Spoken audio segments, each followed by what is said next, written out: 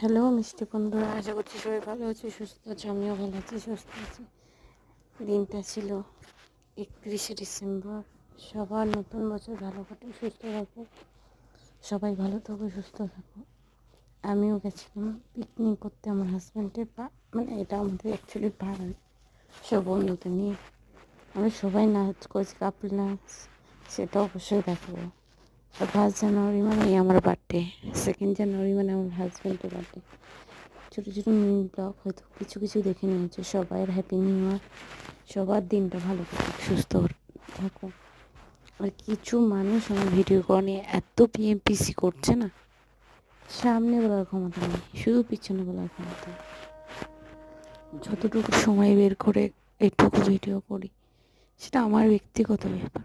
কিন্তু নতুন বছর আমি এত কথা বলতেও চাই না। সবাই ভালো থেকো, সুস্থ থেকো, সবাইকে